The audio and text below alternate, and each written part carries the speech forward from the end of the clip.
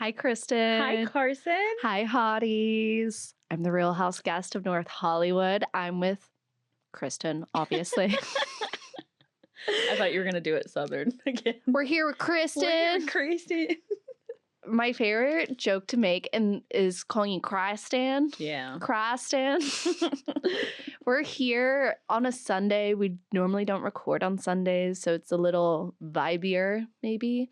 And it's also the Indy 500 day, so we're celebrating my real culture. Because we know cars catch on fire. Yeah. Because that is me, is like watching the Indy 500, but then being like, in the Valley. Yeah. Talking about Bravo. But yeah, we're here. It's a Sunday. Kristen, are you watching Secret Lives of Mormon Wives? Please tell me. Finished it in 2 days. Yeah. And was angry at how it ended. But then I saw that the second half of season 2 comes out in September. So like annoying, but at least we get more of it this year. And they're already filming season 3. Damn. I know. Isn't that crazy? They just pick back up. I love it. Love Taylor. I low-key love Michaela. I just like all the jabs. Macy's my fave. Macy, and I love that we're seeing more of her story. Because we said that about last season, too. Mm-hmm. Where we were like, we didn't hear anything about her ex. We didn't hear it. But now she's like getting a little bit more time where she gets to talk about she's writing a book. We got to see her go. Well, are you caught up? Yeah. Okay. Yeah. Got to see her go to like the crash site. Like that was really sad. I did DM her and be like, hey girl, would love to cover your book for book club. Like, let's work something out. Yeah. I'd be like, your first non-Bravo. Yeah. So we'll see. Love it. Macy, hit me up. But yeah, did you have a good week? We had a short work week because I am now also an employed person. I know. You're a working girl. I'm a working girl. And we have the same schedule. We have a 9 to 5. 9 to 5. Which it's not anything to be excited about. But it is exciting that you are employed and now we're on the same schedule. And I have a friend that I can be like, hey, you want to do something on the weekend? And they're not like, I'm working. Yeah. No, literally. So I'm a working woman now. So, as you should. But will it change the podcast? No. No, because this is still my passion. Well, and you said where you work, a lot of them are Bravo fans. Mm-hmm. So there might be new house guests. There might be. That's exciting. There might be. We'll see about that. Okay, so let's just start chatting about... Wait. I had something I wanted to tell you. Okay, so it's the anniversary of something about her opening this week. Okay. And obviously I had to post about it because I was their first customer ever. I know. Ever.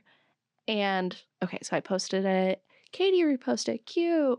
Ariana reposted, cute. But then Terry reposted. And then Terry posted a photo from when I went in from her own camera roll. And I just like want... Terry Maloney was the first Bravo celebrity to ever follow me. And I do consider her a Bravo celebrity. Absolutely. And she's the nicest lady ever.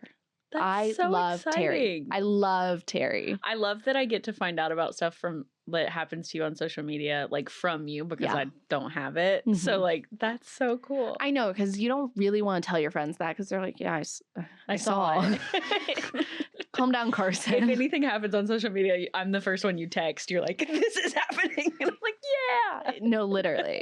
But I just love Terry Maloney and I love something about her and I'm glad it's so successful. Yeah. We need to go sometime together. Yeah. I know you still haven't been, but it's so, I want to go. We should go like on a Saturday afternoon. Well, and it sucks that I haven't been because like I work in West Hollywood. I know. I work so close to it. I just like never have the time when I'm at work to like get in my car and go get lunch. I take my lunch to work. So maybe one weekend or something we'll go. Yeah. But since we're talking about something about her, let's just jump into the Valley. Whew. Okay, so we're talking about season 2, episode 6, Behind Closed Pantry Doors. And guys, if you see any kitty cats, they're like, it's a Sunday. Normally they like are pretty chill when we record. Not really, I'm lying. My producer's looking at me like your cats have never once been chill ever in your life. But Sugar's in here, Ducky's in here, Nancy. She's like Turner. She's extremely private. Yeah. You know. Sugar, though, she's a little Lindsay Hubbard. I was about to say, I love that you call out Summer House talking about the Valley. Such good transition. Yeah. Okay. So it really just picks up on the fight of everyone versus Nia. Did you notice, though, the regret in Zach's eyes at the beginning? Well, okay. So I think that he did it because it was like a little bit of revenge of Brittany telling Janet. But I don't think he realized he was doing it as revenge because he was drunk too. Mm-hmm. And then when it happened, he was like, what have I caused? It's like he sobered up from all the yelling and he's like, I did this. Oh my God. So they all accuse Nia of being fake. And Jasmine is especially triggered. And I know Jasmine's like also, they're all trash. Yeah. But I really kind of felt for Jasmine in this moment because I feel like I've been Jasmine in this moment. I don't know. And then Danny wakes up in the middle and he's just like confused. He's so confused. And then Nia kind of removes Danny. And oh my God. Yeah. When she was like, you don't need an energy drink. I was like, what is he doing? What's happening? Have you ever watched their podcast or listened to it? She does little things like that where she's like, don't, you know? And I'm like, there's a lot more there than they say that's there. And I don't agree. We'll get to it. I don't agree with the way people were calling them out. No. But I think they had. Well, my whole thing is like, she wants to say we deal with things behind closed doors, but you're on a reality show. So don't be you can't get the fruits without the labor. No, like that's the whole point. And yeah, we'll keep going because I agree. I think that there's a lot more to Nia than she lets on, but I think it's from a lot of like trauma and like cover up to like make this picture perfect life. Mm-hmm. And I do think they have a good relationship. I don't think that like he's a horrible individual. And I don't think Danny is Jax. No. But I think questioning what his relationship is with alcohol or with substances, like I think, and we'll get to it later, but Janet was saying drugs and alcohol. She should have just said substances because I do think there are things that don't feel healthy and don't think he needs to be sent to rehab, but I also think that's not healthy. Daniel, though, then I love how I wrote down Daniel whenever like Nia was talking about him because she always goes, Daniel, but everyone's like, Danny. He attempts to comfort her, but it like overwhelms her. I related to that because like when I'm pissed at my partner, I don't want to be touched necessarily by them. But then Janet tells all the girls about Danny drinking in the closet. And Janet accuses him of being an alcoholic a little bit. Well, did you watch the after show? Not to like pass. I didn't.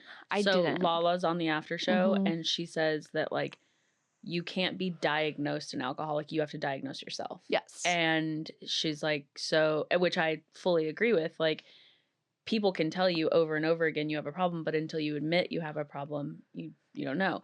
Yeah. And there is like, I think alcoholism and substance abuse, there's a spectrum, right? Mm-hmm. So it's like, if you don't drink for 2 weeks, but then you binge drink, that's still a part of the spectrum, in my opinion. And like you and I have both been around people with substance abuse too. So we're also speaking from personal experience. Yeah. And part of AA is you admit you are powerless to alcohol. Mm-hmm. Like there is a part of you that puts alcohol before yourself. Well, and you don't know, like when you start drinking, if you can't stop until you're passed out, that is a problem. And Danny and Nia being like, well, everyone was drunk. Not everyone was as drunk as Danny, though. No. Like Jason, like... Even Jesse. Yeah, Jesse, I mean, I would have, like, Danny I would have died if I drank what Jesse drank. But, because he started with, 2 bottles of champagne before they went to the winery? Well, and he was trash, so I think he calmed down the rest of the night because he was so drunk. Then he just had the blanket over him the rest of the day, like... But, like, he stopped. He did. He didn't go until he, like, was passed out. Yeah. I don't know. So Nia says she's most upset that they waited until she left to say something, which I agree. Yeah. I agree. Well, because we're on a reality show. You want to call something out, like, call it out to my face. And it's more interesting. Yeah. Like, seeing people talk behind each other's backs, like, it's one thing, but it's more interesting to see them confront them because it's a show, so it's a way of fantasy for us. And most of the time, people do just talk behind each other's backs in that situation. I want to see them say it to each other's face. Yeah. So then it's the next morning. I was very attracted to Luke when he brought Kristen watermelon in bed. When did Luke get hot? I don't know. These last 2 episodes, he's from Indiana. Oh my God. He's probably watching the 500 right now too. Probably. Kristen, if you ever want to meet up in Indy, his confessional where he's got a little bit of scruff, I'm like, hot. Am I interested? Am I into Luke? Last season, I was like, Van Gogh. But now I'm like, Van Gogh. Right. No, Kristen did good. Kristen, I'm so glad. I see what she sees now. But I'm so glad because it's not what she's ever been with. No, after reading her book. So different. So different. But in such a good way. That watermelon looks so tasty. As if you ever want to do that, cut up some watermelon when I'm a little hungover. When you bring me my water. He's writing it down. Scheana then hits our screen finally. For the first time. They've been teasing it long enough. Why have them on the after show for so many episodes? We haven't seen Lala at all. No. Scheana, we at least got the phone call. And we had a little bit. We've had the most Schwartz. I know, which I like. I like it too. It's fine. Michelle tells Scheana how Aaron and her might break up because of Jesse. And I do get Aaron's point of view. I no longer like Aaron, though, because I found out he's a huge Republican. MAGA, MAGA, MAGA. I went through his Instagram because I told you that my friend, Reality with Allie, she does the breakdowns. Right. And she was like, he's MAGA. And I was like, let me see for myself. He follows all the Trumps. Literally every Trump account. Ugh. And then he follows millennial Republicans. Ew. So, no longer like him. Who do you think I don't know if you want to go into this, but who do you think on the Valley is MAGA other than Aaron? Do you think Jesse and Michelle are? I don't think Jesse's not. He's not? I think from what I'll show you these videos. You don't have social media. I was like, I'll send it. I'll show it to you.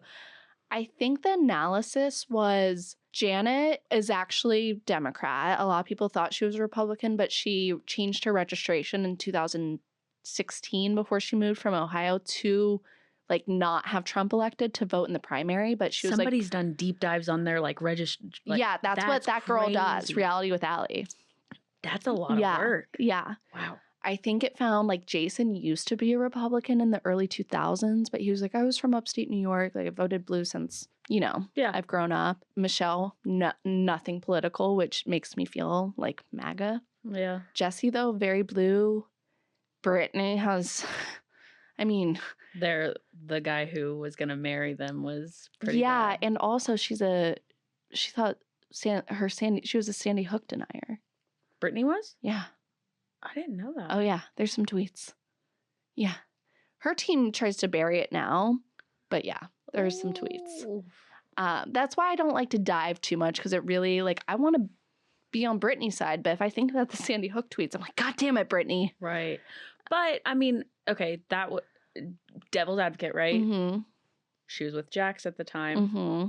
So how much of her thoughts were her own? And also her family's. Correct. We have to remember where she comes from. Yeah.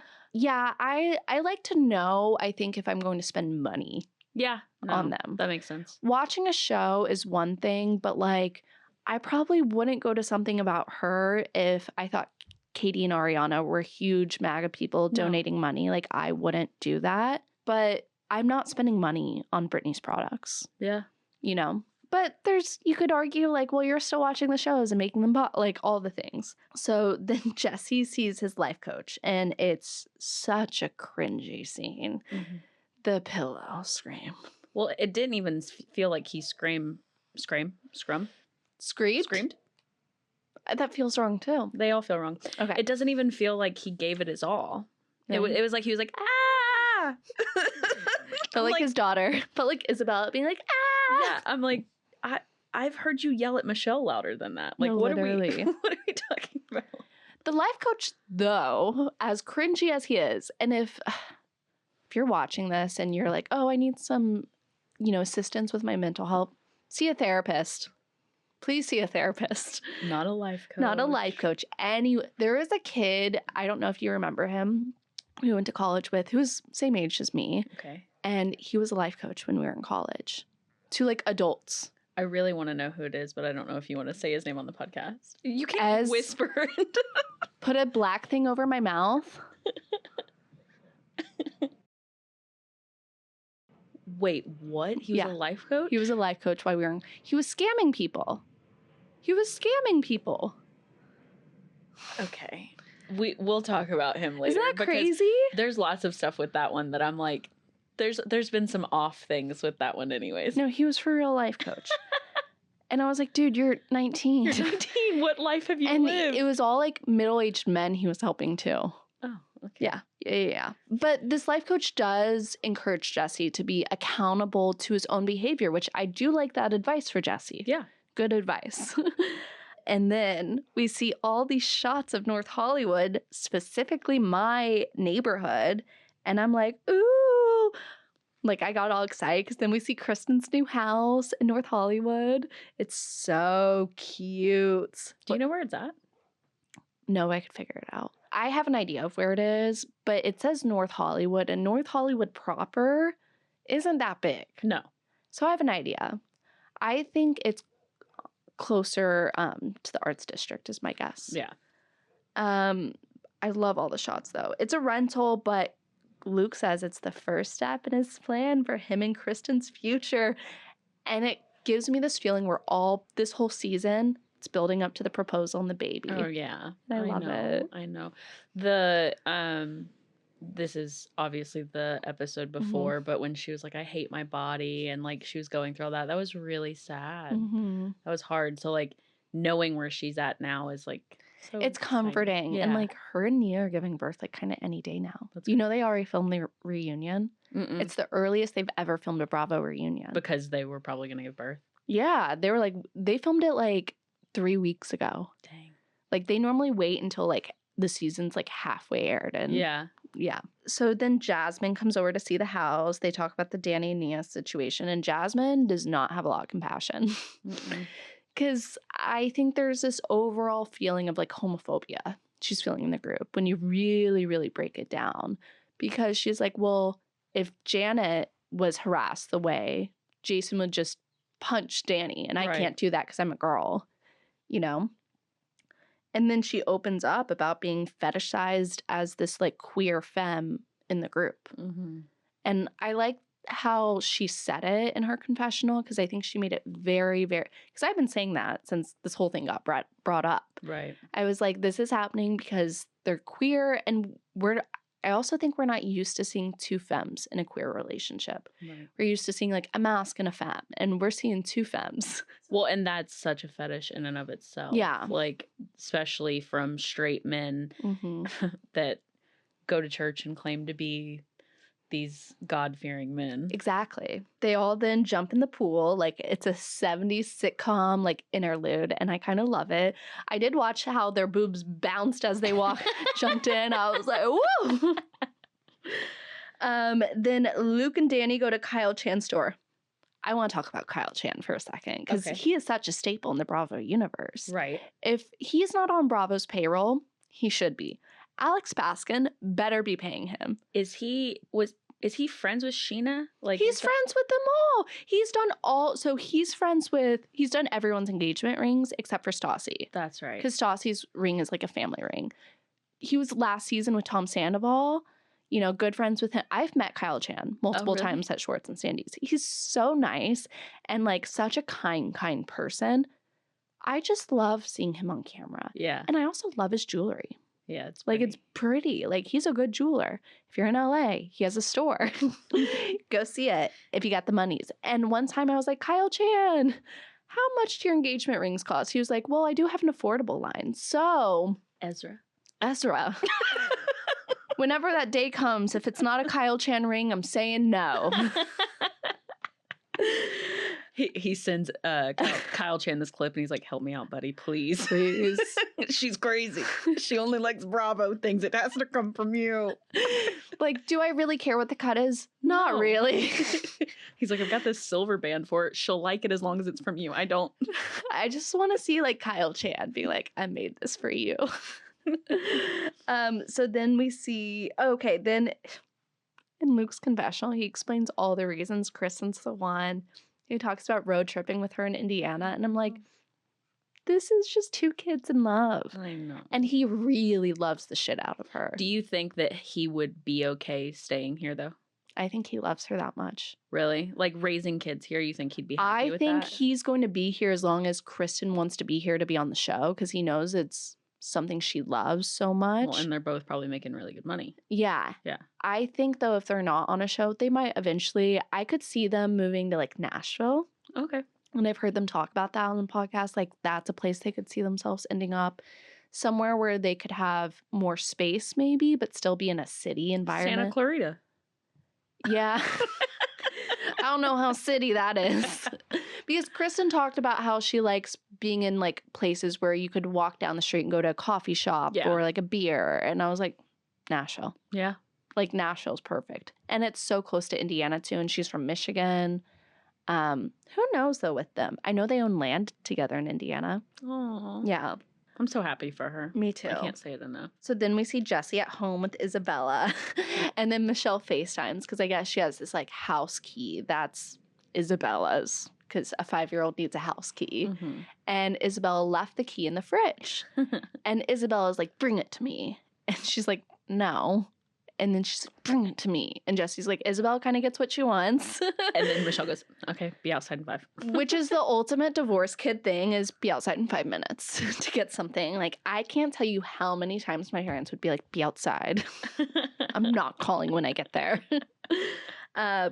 So then Brittany hosts the girls for dinner to talk through everything. She also hired the hot chef Gino. So hot. And Brittany kind of starts off with apologizing to Nia. Jasmine joins in. And Nia just starts crying kind of immediately. And she explains kind of why she's so upset. And Jasmine tries to understand why she's so triggered. And Nia kind of, I liked her opening up about being homeless. But I kind of agree with Jasmine. It distracted from what they were talking about in that moment. Well, it's a defense mechanism that I don't know if she realizes is a defense mechanism, which, I mean, I've been guilty of it in the past, where you kind of trauma dump to go, I'm not a threat. Don't be mean to me. Look at all of the bad that I have. I'm not here to hurt you because I've been through this. And it's a trauma response and a defense mechanism, but it's also avoidance. Yeah. But I don't think she did it maliciously. I don't think she sat in the mirror and rehearsed that she was going to tell a story. I don't think I think she probably was like, okay, I'm finally going to open up and tell the girls this. But I don't think she did it with intent to distract, but it does. Yeah. And Janet then said she reacted big because she caught him drinking in the closet. And then Janet kind of put her foot in her mouth and says she used to be in a relationship with drug and alcohol issues when she should have said substance abuse. And Nia freaks out about the word drugs. And I think that's because she knew Jax got outed for doing cocaine. And so maybe she was scared of the same happening for Danny, or people thinking that of Danny. I agree with what Janet was saying, not how she said it. Yeah. You know? And like, I also do agree with Nia too in like defending your partner, having your partner's back, like, but she's not hearing their perspective. They're not hearing hers. Yeah. Like, no one's listening to each other. And then the girls all pinky swear not to talk to each other, talk about each other behind each other's backs. Cue Nia leaving and them talking behind her back. Immediately. And I liked what Jasmine said, but say it to her face. Right. Like, Jasmine, how many reality shows have you been on? The Bachelor, Bachelor in Paradise? She's been on everything. But in Jasmine's defense, how do you say shit to someone's face who's crying and telling you that they were because she would look homeless like as the a kid? bitch. You look like the bad guy. Yeah. Like, I get it. I get why you don't, because it's like, I've already tried to say my piece. We tried to tell you that, like, him going into the closet and shutting the door made us uncomfortable. and you're still not hearing it. So me doubling down is just kicking someone who's crying, telling me they were homeless as a kid. Like It does nothing. it doesn't do anything, and it just makes her look bad. Yeah. So Nia then goes home to talk about everything with Danny. And Danny reacts strongly to feeling like Janet might have called him an alcoholic. He's like, whoa. And it's like, I don't know. And then we see Janet and Jason talking, and Janet kind of reiterates she doesn't think he needs to be in rehab, but thinks there should be questions to his relationship with alcohol. And then Jason says he feels like he needs to talk to Danny, which I agree. Mm-hmm. Thoughts, feelings, any other things you want to say about the Valley? I am not excited for Jax to be back. Ugh. I now don't want to see Aaron on the show anymore, so thanks for that. And I hope that we get more, like, I hope Danny has some kind of like revelation moment where he's like, oh man, maybe I do have a little bit of an issue when I do drink. I might not be a full-blown raging alcoholic that can't function without it, but when I do, I have problems. I hope we see that because I do like him and Nia a lot. Me too. And I think, like, questioning your relationship with alcohol, it's not like... It's not a weakness. No. And it's also, when some people drink, they have one drink and then they're like, I'm tired, I need to go to bed. Yeah. Some people drink and they have 2 drinks and they get really flirty and want to kiss their partner. Some people have one drink and can't stop and then become someone they don't recognize. Yeah. Someone that he says is not in his character at all. Well, honey, if you're doing it, then it's in your character and you need to look at it and like not, I don't know, it's a lot of shadow work and like deep dive and looking into the ugliest parts of yourself and going like, oh, this exists within me. Mhm. Like that was me, whether I was blackout drunk or not. That was me. Yeah. Let's talk about because, okay, we're both watching Atlanta. We're not going to recap it, though. I'm kind of bored. I'm not, okay, I don't know if bored's the word for me. I just like, I don't want to see Shamia and Portia fighting. Hate it. I'm very much Team Shamia right now, just so everyone knows. I'm ready for Phaedra. I'm ready for Phaedra, too. Because I just feel like ever since Kenny has left, it's kind of gone down for me, to be honest. Okay. Summer House. We're at our finale. It's called the Summer Scaries. So it opens with Lexi saying she doesn't trust Sierra and she thinks she wasn't able to bond with the girls because of Jesse. What do you think? I agree with the girls saying that she didn't keep herself fully open to them. Mm-hmm. But I don't fully think Lexi's lying when she says that Jesse told her not to trust them. Agreed. Like, I think, I don't know. I don't trust Jesse. I don't trust him either. He feels like such a frat bro to me. Mm-hmm. Like it's like a Tom Sandoval, Jax, like, I know what to say when the cameras are on. Uh-huh. So Lexi says she was embarrassed to date Jesse because of how he treats her. And I thought that was like a stab. And then Wes stands up for Jesse. And then Gabby gets mad at Wes. And I kind of agree with Wes. Gabby, you're not showing your life. Well, you're not bringing guys back to the house. You're sneaking out and going to hook up and come back and not talking about it. Gabby's the Faye Resnick of Summer House. She is. Shows up just to cause drama and then leaves. And leaves and doesn't show any of her own life. Yeah. And it could be the producers. Yeah, could be. She could be putting it all out there and they're cutting it out. But I kind of agree with Wes. Like, he doesn't know what it feels like to be in the fire like that. Mm-hmm. And I was happy for Wes. He finally said something. Well, and he got a compliment from Sierra, which is what he's wanted for the entire summer. And Gabby tells Wes to shut the fuck up. And Paige is like, no, he can talk. He can talk. And I kind of feel like Paige doesn't like Lexi. Yeah. Well, I think... Because Paige is the ultimate girl's girl. So she liked Lexi. We'd know it. We'd know. She sat down with Jesse after it and was like, we're just trying to see if you're still our friend. Like, she sided with Jesse. She has a longer standing relationship with Jesse, so I get it. And like I said, Lexi did not keep herself open to them all summer. Because Wes, I think, is the greatest example of having an immediate connection with someone, bonding and dating all summer, but then, like, still creating individual relationships with everyone in the house. But Sierra didn't tell him not to. Exactly. But if you look at, but it's all about your intention. It's like, do you want to, I think Lexi should have been more aware of it. She's 22? Nope. 27. What? Yeah. Everyone acts like she's a baby. I'm like, she's not that young. Oh, I thought she was like 21. She's 28 22. Now. She was 27 when she filmed this. Wow. She's a year younger than me. Yeah. She's a year younger than Sierra and Wes. Yeah. She just plays really young. I think she's just extremely immature because of not having peers your own age. Yeah. You know, I think that really makes someone immature. Okay, so Carl thinks the friendship with Lindsay will never be the same. Kind of makes me sad because I've been watching old Summer House before they dated. I'm like, can you guys just be best friends again? Can we just act like that never happened? But Carl calling Lindsay out and being like, or not calling her out, but like having a backbone, standing up for himself a little bit. And then at the end was still able to like laugh when Sierra was like 1 year ago. Like, that was funny. It was funny. Like, I think that they'll be able to be civil, but like I said on a podcast we did a while ago, I don't think they could. Because if you really are so like deeply in love, you're going to get married to someone.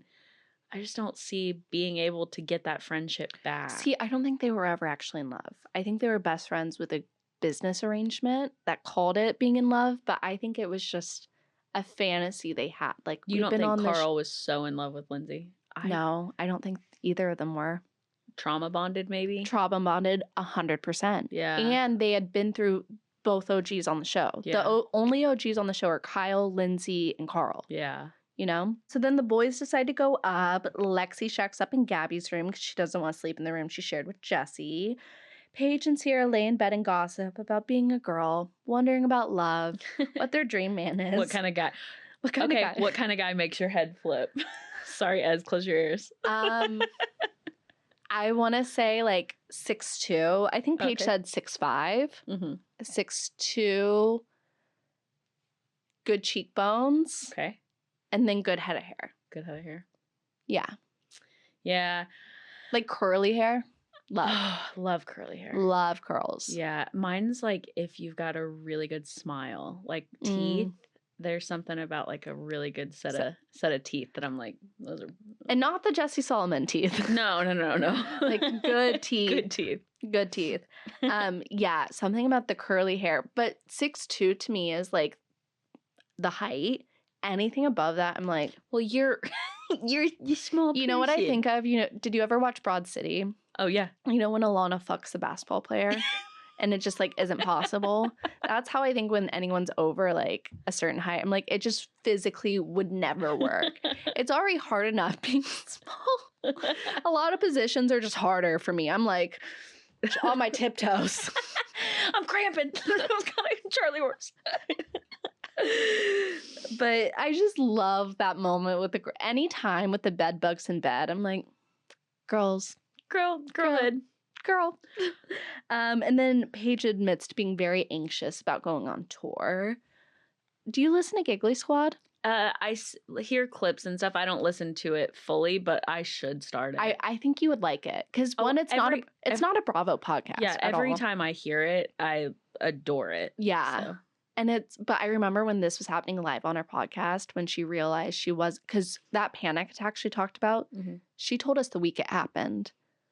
And then her and Craig, then broke up a few months later. And all of a sudden she wasn't having panic attacks. Isn't that crazy? Well, it's not to flip back to the Valley too much, but Brittany Brittany. throwing up and getting sick all the time. It's like the anxiety and stress that comes from another individual can make you physically ill. And also just knowing you're not where you're supposed to be. Because I felt that at my last job. I would just get so anxious. I would vomit. Yep. But I thought I liked my job. Your body knows. Your body knows before you do. And especially for witchy individuals. Mhm. And Paige is for sure a witch. Scorpio. Yep. Yeah.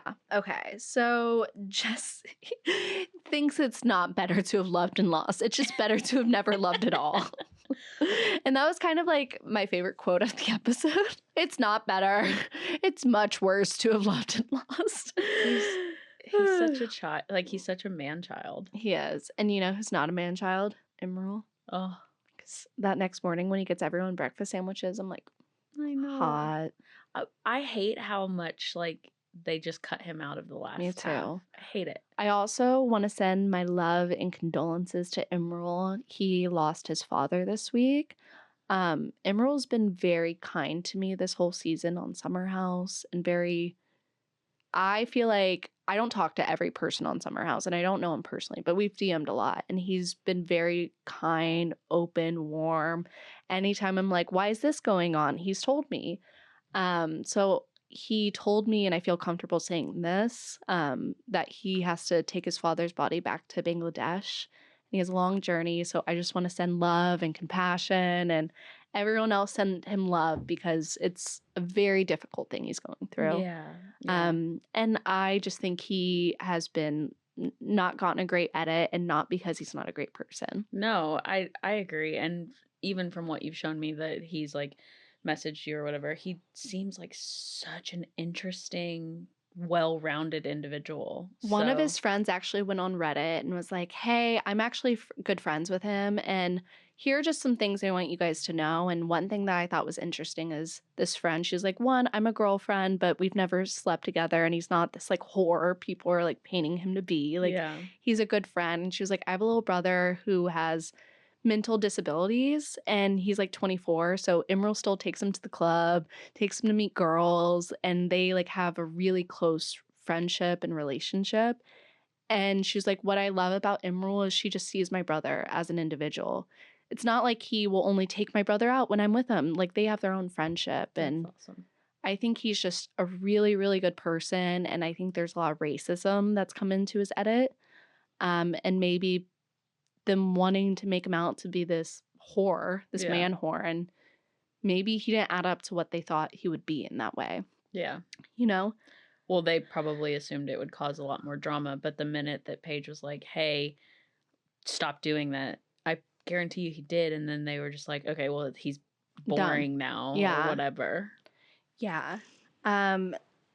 So lots of love to Emerald. Yeah, so much. I hope that this transition and like healing comes easy to him in these next few months, because that's hard. Yeah. So Lexi cries to Gabby and Lindsay about how lonely she feels in the house. Again, this is probably why you thought she was 22. The scene. Well, no, the clip, I don't know if you saw, there was like somebody did a screenshot of Lindsay driving Lexi to Summer House, and it was like, why does Lindsay look like Lexi's mom? No, she does. She does. Sorry, Lindsay. I don't mean you look like you could be a mom to a 27-year-old. I just mean in that. It's that mom glow, too. It's that mom glow, yeah. The mom glow. Danielle arrives to the house. Ugh. I just was like, we don't really need her. Like, I'm good. Like, I don't know if you watched that last season. Danielle was on Winter House. I don't know if you watched. Ugh. Just made me never want to watch her again on TV. Oh, really? There's been some big crash outs on Summer House and Winter House. She had a big crash. CEO of what? One of my favorite Paige quotes. That and she wore shoulder pads to the beach. She knew she was getting engaged. Sierra sees Paige with a comforter and she literally trips. Wait. That is a bad bug. Yeah. Love it. So then the girls start to decorate for the party, and Lexi, right here lies Jesse's lies. The pettiness. So petty, but I kind of loved it. I did too. the party. It's scary. It's spooky. But it's poppin'. I love a spooky vibe. I saw some behind the scenes of the actual party because, they can't show the music, obviously. Right. Those parties look fun. Yeah. They look fun. So then we see Kyle, Danielle, and Lindsay talk, and Kyle says he feels like he could keep going forever. And Danielle says she feels like this is the end, but Lindsay's in denial. Guys, they're not just talking about summering in the Hamptons. No. They're talking about the show, which was so interesting because obviously if you guys don't know, Bravo tries to not reference, break the fourth wall. They try to not reference them being on the show. I feel like that's happened more and more with all of the shows, though. Yeah. Atlanta, Summer House, The Valley. Like, we're seeing it a lot more. So to me, The Valley is Vanderpump Rules is about a group of friends who want to be famous but work at a restaurant. The Valley is about a bunch of people who used to be on a reality show and now have children and are trying to figure out what to do with their lives. So in a way, the reference of the show to me feels a little like setting up for a spinoff. Mm-hmm. In the city, a lot of people think we're getting a Summer House spinoff that's about the girls working in the city, which I could see. I could be into. I could be. Or put Lindsay on Real Housewives of New York.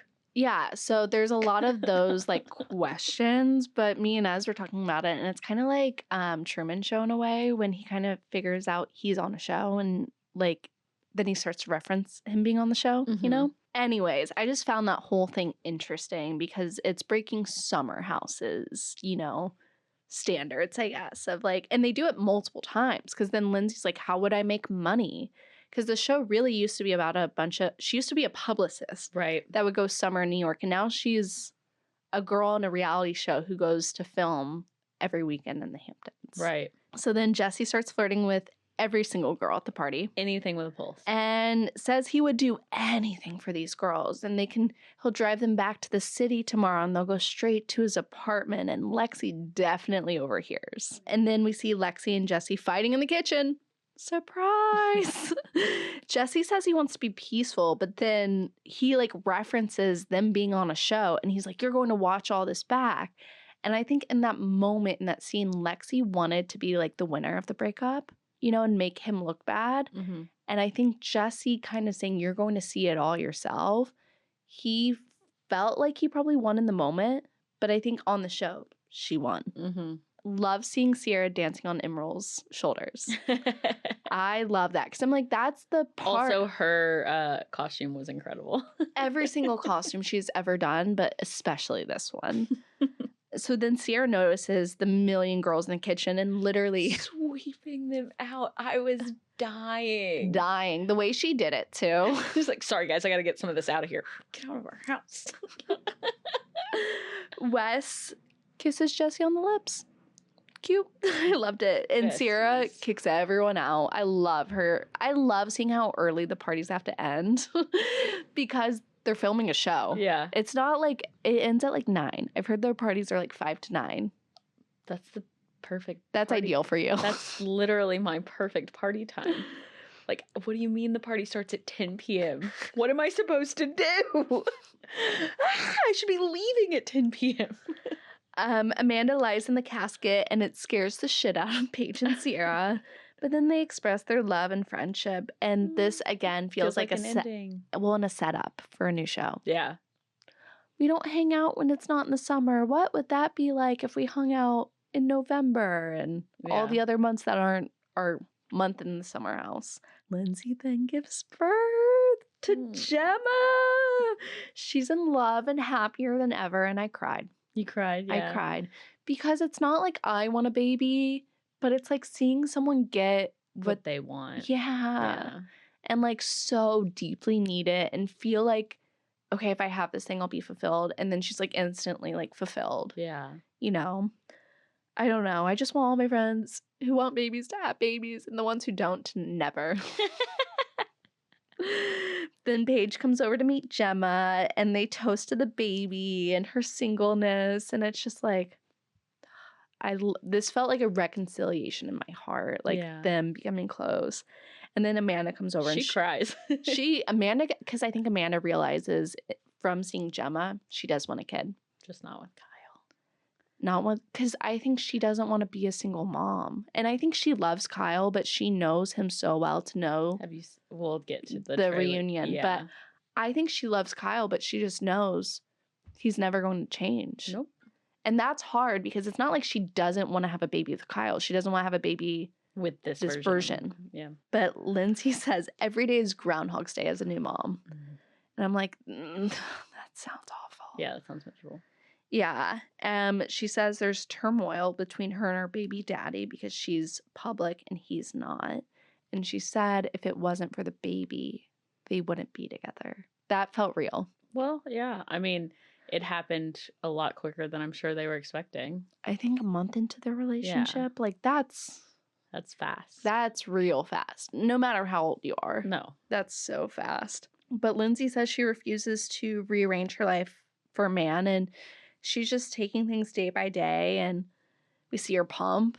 It's kind of hilarious. I love seeing her pump. I don't know why. We literally talked about tasting our friend's breast milk the last time we were at the pool. Remember? Yep. And then we see it. And I didn't know that happened this week on Summer House, but I was like, guys, it's not a weird thing. I was convincing all my friends it's not weird to taste your friend. Like, you're not going to suck it from their tit, obviously. That's weird. But it's not weird to just like take a shot of their breast milk, and it's so good for you. Yeah. Like, look how pretty they are. I'm saying. Paige feels a lot better since her breakup, and her dad said her personality is back. And Amanda then says Paige was different this summer, and I agree. Paige was so subtle this summer when she's normally pretty outspoken. Well, she was, I think all of her thoughts about Craig, she kept, like, I think she internalized. What we saw was only the tip of the iceberg. It's what she couldn't hide. Yeah. But the scene just really felt like Sofia Coppola film, like girls being girls, but you're no longer girls, you're women. And that sliver of time between like, I'm grown, but I'm not grown, you know? Not yet, woman. It's totally Britney Spears. Yeah. I'm not a girl. I'm not a girl. No, I'm just kidding. I'm not going to sing for you. I'll ruin the podcast. No, but Britney, they should put it on the podcast. Yeah. Not the podcast, the show. Just a little underscore. I'm not. And Paige said she knew to break up with Craig because she didn't fantasize about a life with Craig. And I felt like that was her understanding her gut, you know, and she's a witch.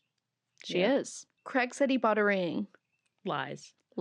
It's such, like, and she said, I knew, like, this is why we're breaking up because I don't know if you're lying. And here's the thing. Craig never showed anyone a photo of this. Told Andy he deleted all photos and he's returned the ring. I'm sorry, if you're buying a ring for someone like Paige, you're taking a million fucking photos and you're sending it to her mom, her dad, Hannah, her friend, like literally everyone to make sure it's perfect. Yep. He's like, so full. And I think he's one of those people that like, he lies so much, he believes his own lies. Oh, yeah. Like, he probably is like, no, I totally did buy a ring. And never did. Never did. Paige asked Craig to defend her when there were cheating rumors, and Craig said he wasn't comfortable speaking out at this time. Yeah, too busy returning a ring. Fucking, he gives me such the ick. Yeah. He gives me such the ick. Thank God, because, like, I was riding him too hard, and I think it's just because it's like when a girl says a guy's okay, you're like, okay. Yeah. But then when she's like, he's not okay, you're like, I was fucking right. I was fucking right. Set him on fire. And Paige says she defended and lied for Craig and her. And one thing, you know, Ez brought up that was interesting, that there was a lot of references to the end, to death, you know, throughout the episode. Paige literally says, he's dead to me. And Amanda and Kyle even texted Craig and he didn't even respond. Well, he'd unfollowed all of them too, right? It is like a civil war right now in Bravo. Because they do not get along. Summer House and Southern Charm. Yeah. Like Madison and Paige no longer friends. That sucks. I know. But not surprising with Madison. That she would choose Craig? Yeah, of course she would choose Craig. That makes me sad. I just loved this ending though. Like I thought it was such a good episode. And not my favorite season of Summer House, I will admit. Yeah. But I give it a B. I think, and this is like back to the Amanda realizing she wanted a baby. We see in the clip for the reunion where she was like, I'm ready to have a baby with someone who's ready to have a baby with me. Like, oh my God. I never want to like wish the downfall of someone's relationship, obviously. But if Amanda and Paige can be single at the same time. And Sierra. And see, oh my God, give me this show. I would love it. Give it to me. I would love it. Well, this was a great episode. Yeah. Definitely follow us on TikTok, on Instagram, YouTube, Spotify, Apple Podcasts. And if you go to the link in my bio, you can find all of our merch. Thanks, guys. Bye.